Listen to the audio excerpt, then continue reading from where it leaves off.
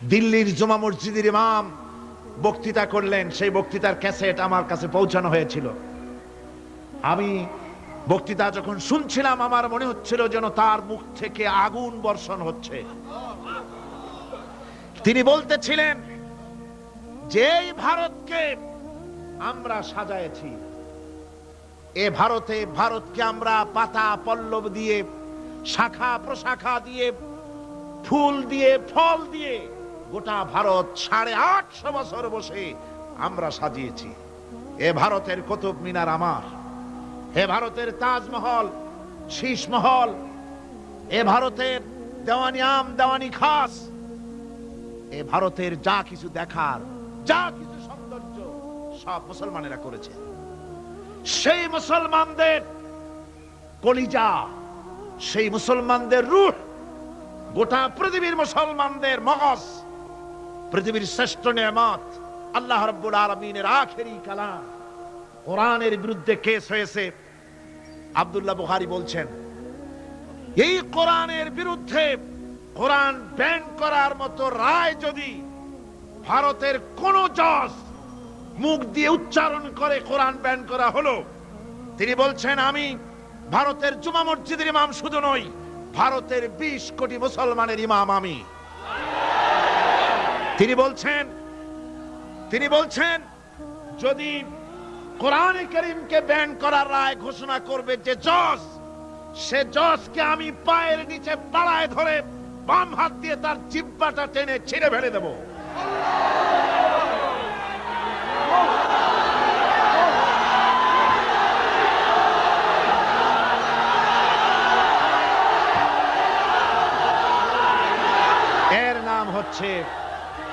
এর নাম ঈমান। জোরে বলেন, এর নাম কি? এর নাম ঈমান। ঈমান আনার পর প্রথম যে কোয়ালিটিটা হবে, সেই কোয়ালিটি হচ্ছে পার্সোনালিটি, আত্মসম্ভ্রম, আত্মমর্যাদা। দুনিয়ায় কারোর সামনে মাথা সে নত করবে না, মাথা নত করবে কেবলমাত্র আল্লাহর কাছে।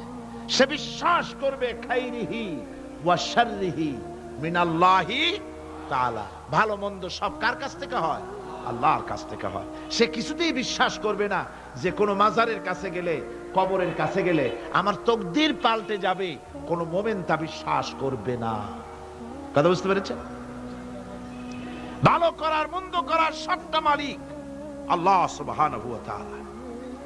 এরপরে 2 নম্বরের যে কোয়ালিটি সৃষ্টি হবে মুমিনের মধ্যে ঈমান আনার পর, সে গুণটা হচ্ছে সে বিনয়ী হবে।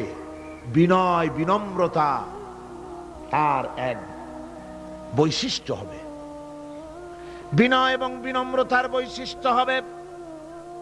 তার কারণ হচ্ছে ঈমান আনার পরে সে জানতে পেরেছে আল্লাহ রাব্বুল আলামিনের কর্তৃত্ব থেকে বেরিয়ে আসার ক্ষমতা কারো নাই। অহংকার করে যাব কোথায়? আস্ফালন করে যাব কোথায়? আল্লাহর রাজত্বের বাইরে, আল্লাহর ক্ষমতার বাইরে যাওয়ার ক্ষমতা তো কারোই নাই। সুতরাং অহংকার তার মধ্যে জায়গা পাবে না। আল্লাহ পাক দুনিয়ার সমস্ত মানুষের জিনকে পরিষ্কার করে বলেছেন, ইয়া মাশারাল জিন্নি ওয়াল ইনস ইন ইসতাতা'তুম আন তানফুযু মিন আকতারিস সামাওয়াতি ওয়াল আরদ فانفذوا لا تنفذون إلا بسلطان। হে পৃথিবীর মানুষেরা আর জেনেরা, যদি সম্ভব হয় আমার আকাশের নিচের থেকে, জমিনের উপর থেকে বেরিয়ে যা। লা তানফুযু, বেরিয়ে যেতে পারবে না। আমি আকাশ এবং জমিন থেকে যদি সম্ভব করতে পারো বেরিয়ে যা। আর যদি কোনো আকাশ থাকে তার নিচে যা, আর যদি কোনো জমিন থাকে তার উপরে যাও। এমন দেশ যদি পাও যেখানে আমার আলো ছাড়া কোনো আলো আছে, আমার বাতাস ছাড়া কোনো বাতাস আছে, আমার চাঁদ সূর্য ছাড়া কোনো চাঁদ সূর্য আছে, যাও সেখানে। আল্লাহ রাব্বুল আলামিন বলেন নাই এরকম যাওয়ার কোনো উপায় নাই। আমি আল্লাহ রাব্বুল আলামিন আকাশ আর জমিন দিয়ে প্যাকেট করে রেখেছি, আটকায় রেখেছি। আমার রাজত্ব থেকে, আমার ক্ষমতা থেকে, আমার কর্তৃত্ব থেকে বেরিয়ে যাওয়ার ক্ষমতা কোনো মানুষের নাই, কোনো জিনের নাই, কোনো প্রাণীর নাই। সুবহানাল্লাহ বিহামদিহি। মানুষ হচ্ছে অহংকার কিসের হবে? তোমরা হচ্ছ ফকির। আল্লাহ পাক বলছেন ওয়াল্লাহুল গনিয়্যু ওয়া আনতুমুল ফুকারা। আল্লাহ হচ্ছেন গনি। আল্লাহ কি? গনি, বেনিয়াজ, বেপরোয়া। ফাআলুল লিমা ইউরিদ, যা খুশি তাই করে, কারো মুখাপেক্ষী তিনি নন। কোরআনে কারীমে রব্বুল আলামিন বলেছেন, নবী আপনি আমার ব্যাপারে, আমার গুণাবলীর ব্যাপারে বলুন। কুল হুয়াল্লাহু আহাদ। পড়েন সবাই, কুল হুয়াল্লাহু আহাদ আল্লাহুস সামাদ লাম ইয়ালিদ ওয়া লাম ইউলাদ ওয়া লাম ইয়াকুল লাহু কুফুয়ান আহাদ। আল্লাহ পাক বলেন, বান্দারে ও আমার নবী আপনি বলুন, আল্লাহ পাক এক এবং একক, তিনি নিরঙ্কুশ, তিনি বেনিয়াস, তিনি কারো মুখাপেক্ষী নন, তিনি কাউকে জন্ম দেন নাই, তাকেও কেউ জন্ম দেয়নি। আকাশ এবং জমিনে আল্লাহর সমকক্ষ কেউ নাই। তোমরা হচ্ছ ফকির আর আমি আল্লাহ হচ্ছি বেনিয়াস। লিল্লাহি মা ফিস সামাওয়াতি ওয়া মা ফিল আরদ। আকাশে যা আছে, জমিনে যা আছে, সব আল্লাহর। সব কার? আল্লাহ পাকের। সুতরাং কিসের অহংকার, কিসের মাতবাড়ি? মানুষ পেছনের কথা ভুলে যায়, মোটেই চিন্তা করে না। একটু আগে যারা ক্ষমতায় ছিল আজকে তারা ক্ষমতা হারা, আজকে যারা ক্ষমতায় এলো তারা আবার ক্ষমতা মসনদে বসে দুনিয়ার সব বিপদ আপদ ভুলে যায়। আল্লাহ রাব্বুল আলামিন বলেন, যারা নাকি মুমিন বান্দাদের বিনয় এবং বিনম্রতা তাদের মধ্যে সৃষ্টি হয়ে যাবে, তার কারণ হলো আল্লাহ পাক বলেছেন, ওয়ালা তামশি ফিল আরদি মারহান ইন্নাকা লান তাখরিকাল আরদা ওয়া লান তাবলুগাল জিবালা তুলা। ওয়ালা তামশি ফিল আরদি মারহান, আমার জমিনের উপরে অহংকার করে পা ফেলো না। তুমি কি পারবে অহংকার করে আমার জমিনটাকে ফাটাই দিতে? কি বলেন, পারা যাবে? অহংকার করে জমিনের উপরে লাথি মারেন জোরে, জমিন ফাটবে? ফাটবে না, আপনার পা ছিঁড়ে যাবে। আপনি কি পারবেন অহংকার করে পাহাড়ের উচ্চতা লাফ দিয়ে ছাড়াই যেতে পারবেন? তাও পারবেন না। সুতরাং আল্লাহ পাকের উপরে ঈমান আনলে পরে তাদের মাথা এভাবে নত হয়ে যায়, অহংকার তাদের মধ্যে জায়গা পায় না। অহংকার কিসের? কিসের অহংকার তোমার? মানুষ তার জন্মের কথা, কোরআনে কারীম বলে মানুষ কি তার জন্মের কথা স্মরণ করে না? তোমার তো এমন অবস্থা ছিল, দুনিয়ায় উল্লেখযোগ্য বিষয়বস্তু হিসাবে তুমি পরিগণিত ছিলে না। তুমি হচ্ছ, তোমার জন্মের উৎস কথা হচ্ছে এক ফোঁটা নাপাক পানি, এমন নাপাক পানি যা শরীর থেকে নির্গত হলে পরে গোসল করা ওয়াজিব হয়ে যায়। এমন এক ফোঁটা নাপাক পানি যার জন্মের উৎস, তার আবার অহংকার কিসের? পৃথিবীতে অহংকার যারাই করলো আল্লাহ পাক তাদেরকে ভালো করে দেখায় দিলেন। নমরুদকে দেখায়ছেন, ফেরাউনকে দেখায়ছেন। যুগের ছোট ছোট নমরুদ, ফেরাউন, যেখানে যেখানে খুদে খুদে ফেরাউন হয়েছে আল্লাহ সকলকেই দেখিয়ে দিয়েছেন। দেন নাই? দেখিয়ে দিয়েছেন। সুতরাং মাথা নিচু করে চলতে হবে। বিদ্যার বড়াই করা চলবে না। কত লেখাপড়া করেছো তুমি? এমএ পাস করেছো, তাতে কি হয়েছে? সবে মাত্র বর্ণবোধ পড়েছো, জ্ঞানের রাজ্যে পা ঢুকিয়েছো, এখনো কিছু শেখনি। টাইটেল পাস করেছো, তো কি হয়েছে? কদ্দুর শিখেছো? নিউটনের মতো মানুষ মৃত্যুর সময় বললেন, কেন সমুদ্রের বেলাভূমিতে দাঁড়িয়ে সামান্য বালু কণা নিয়ে নাড়াচাড়া করলাম, অথই সমুদ্রের কিছুই দেখতে পারলাম না। শেখ সাদী রহমতুল্লাহ আলাইহি ইন্তেকালের সময় বলেছেন, মালুম শোধ কি হিচ মালুম না শোধ। সারা জীবন সাধনা করে বুঝিলাম ইহা, যে কিছুই বুঝিলাম না। এগুলি হচ্ছে জ্ঞানীদের কথা। আর কোন রকম ইউনিভার্সিটির বারান্দা দিয়ে 3-4 দিন হাঁটছে, কয় যে সব বুঝি। কি বুঝছো? কয় দেয়ার ইজ নো গড, স্রষ্টা বলতে কেউ নেই। পাগল কি আর গাছে ধরে মিয়া?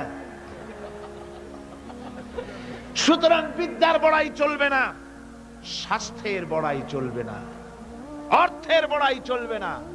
অর্থের বড়াই করবে, কত অর্থ তোমার হয়েছে, আল্লাহ যদি ইচ্ছে করেন ব্রেনের মধ্যে, মগজের মধ্যে এমন টিউমার করে দিবেন, মগজের মধ্যে এমন ক্যান্সার করে দেবেন, হার্টের ভিতরে এমন ক্যান্সার লাগায় দিবেন, 14 গোষ্ঠী বিক্রি করলে ঔষধের পয়সা হবে না। পারবে কিনা আল্লাহ এখন জোরে বলবেন, পারবেন কিনা? এমন বহুত অসুখ আছে ডাক্তাররা বোঝেই না ঔষধ দেবে কি, কি রোগ ডাক্তাররাই বোঝে না। এগুলি ইংল্যান্ড এবং আমেরিকায় যখন যাই, সেখানে বহুত লোক দোয়া নিতে আসে, কয় যে হুজুর দোয়া করেন, দীর্ঘদিন পর্যন্ত রোগে ভুগতেছি। কি রোগ? অমুক রোগ। তাই এখানে এত মডার্ন মেডিকেল সায়েন্স এত উন্নত হয়েছে, ডাক্তাররা কি কয়? কয় ডাক্তাররা ব্লাড, স্টুল, ইউরিন, গুষ্টি সুদ্ধা টেস্ট ফেস্ট করিয়া কয় যে বুঝি না কি হয়েছে। এগুলো আল্লাহ পারেন কিনা কয়? সুতরাং পয়সার বড়াই করো না, পয়সার বড়াই করো না। কারণ পয়সার বড়াই করেছিল, আল্লাহ পাক দুনিয়া থেকে ধ্বংস করে দিয়েছেন। ইলমের বড়াই শয়তান করেছিল, আল্লাহ তার উপরে লানত দিয়ে দিয়েছেন। সুতরাং মুমিন বান্দা যারা আল্লাহর দ্বীনকে কবুল করবে, কালেমা পড়বে, তার অন্যতম একটি কোয়ালিটি হচ্ছে সে বিনয়ী, বিনম্র হবে। সুবহানাল্লাহ পড়ে। অহংকার তার মধ্যে জায়গা পাবে না। হাদিসে কুদসির ভিতরে এসেছে, আল্লাহ পাক বলেন, অহংকার হচ্ছে আমার ইজার, আমার চাদর স্বরূপ। যে ব্যক্তি অহংকার করে সেজন্য আমি আল্লাহর চাদর নিয়ে টানাটানি করে। নাউযুবিল্লাহি মিন যালিক। মুমিন ব্যক্তি কলেমা পড়ার পর, ঈমান আনার পরে যে কোয়ালিটি হওয়া উচিত, আল্লাহর পরে ঈমান আনলে পরে যে কোয়ালিটি হওয়া দরকার, সেটা হচ্ছে তার মধ্যে বীরত্ব এবং নির্ভীকতা আসবে। সে ব্যক্তি নির্ভীক হবে, মৃত্যুর ভয় পাবে না, মৃত্যুর ভয় পাবে না। তার কারণ হলো মুমিন ব্যক্তি ঈমান আনার পরে জানতে পেরেছে যে মৃত্যু থেকে পালাবার উপায় কোনো প্রাণীর নাই। আছে নাকি? মৃত্যু থেকে পালানো যাবে? মৃত্যু থেকে পালানো যাবে না। মুমিন এই জন্য ভয় পাবে না। এই জন্য মুমিন জীবনে একবার মরে, মুমিন সবসময় বীর পুরুষ হয়। মুমিন কি হয়? আর মুনাফিক হয় কি? কাপুরুষ। মুমিন মরে জীবনে একবার, আর মুনাফিক মরে জীবনে কয়েকবার। সাইকেলের টায়ার বাস চলে চিতই পড়ে ভয় ছোটে, ট্রাকের টায়ার বাস চলে তো হুঁশই থাকে না, আর কোথাও বোমা পড়লে এমনি তার রুহু উড়ে যায়। এই হলো দুর্বল ঈমানের লক্ষণ, মুনাফিক। আর মুমিন ব্যক্তি এগুলি ভয় পায় না। তার কারণ হচ্ছে কোরআনে কারীম বলেছে, কুল ইন্নাল মাউতাল্লাযী তাফিররুনা মিনহু ফাইন্নাহু মুলাকীকুম। বলো, মৃত্যুর থেকে পালাবার কোনো উপায় নাই। যেখানেই যাও না কেন মৃত্যু তোমাকে ধরবেই। তোমাকে যেখানেই যাও তুমি, মৃত্যু তোমাকে খুঁজে বের করবেই। মরণ থেকে পালাও তুমি, মরণ তোমায় লইবি ঘিরি। যদিও সুদূর আকাশ পানে, লুকাও সেথায় লাগিয়ে সিঁড়ি। এ মহারোগের চিকিৎসক নাই, নাই সে ঔষধ জগতে। খুঁজিয়া কাতর হইলে কি হবে, পারিবে না তারে ফিরাতে। যেখানেই যাও পালাবার উপায় নাই, মৃত্যু তোমাকে ধরবেই। এ মৃত্যুর কাজ